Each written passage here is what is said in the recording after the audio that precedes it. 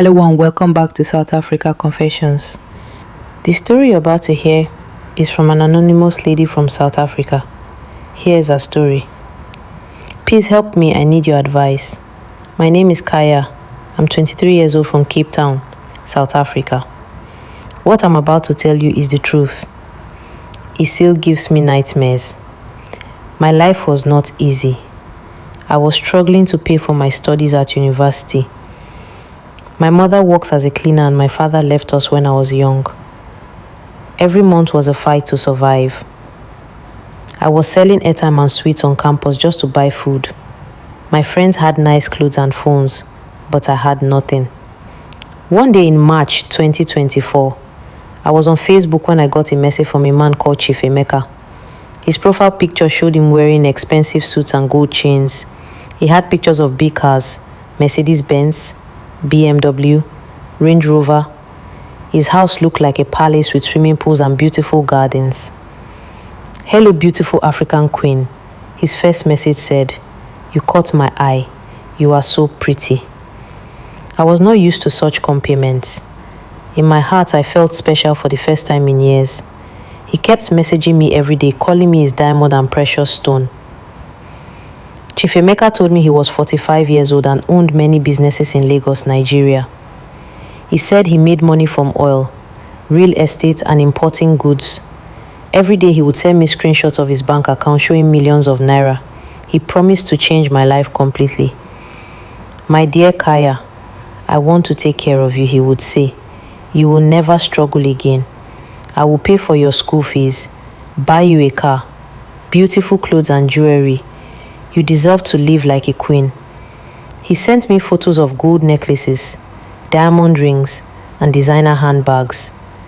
"These are waiting for you in Lagos," he would text. "All you need to do is come and visit me for 2 weeks. I will send you money for flight tickets and visa." I was so tired of being poor. My friends laughed at my old phone and torn shoes. When Chief Emeka promised me iPhone 15 and expensive clothes, I felt like this was God answering my prayers. My mother warned me, but I was blinded by the gifts he promised.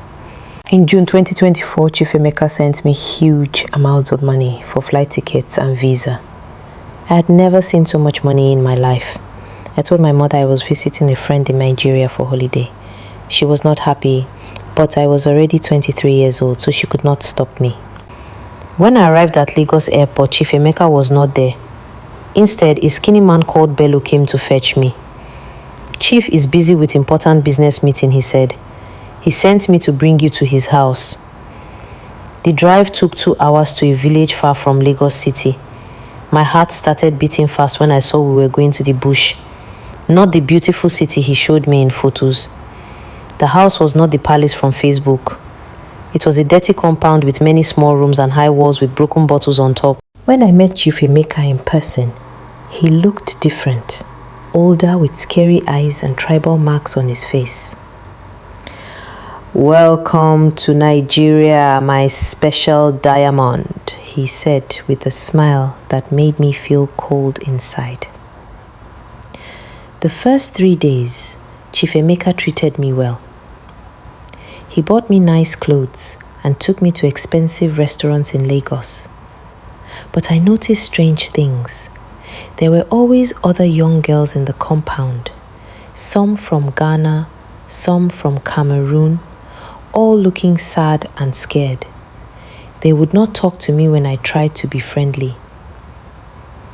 On the 4th night, I heard screaming from one of the rooms. When I asked Chief Emeka what was happening, his face changed completely.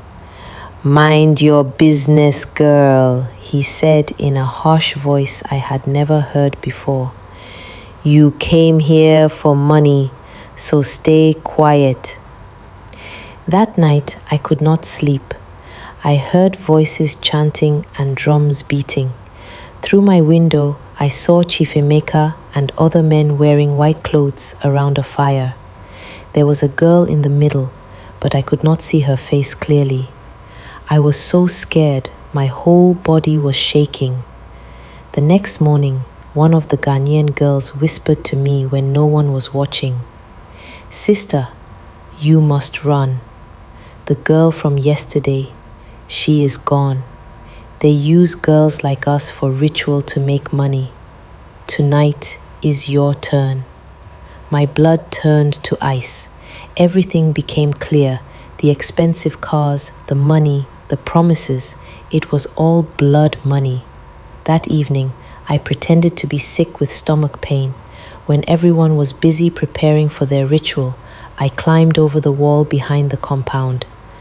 The broken bottles cut my arms and legs, but fear gave me strength.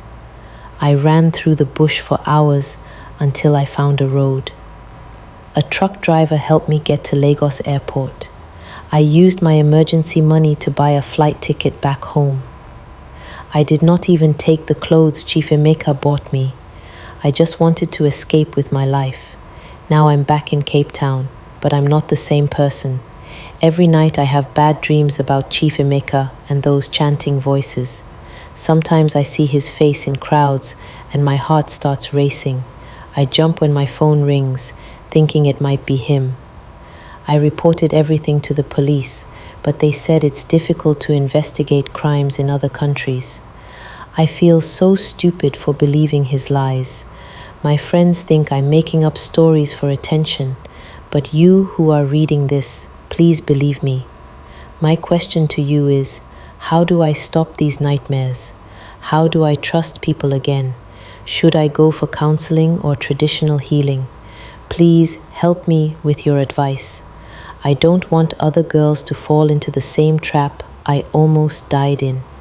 Share your thoughts and advice for Kaya in the comments below. Let's help our sister heal from this trauma.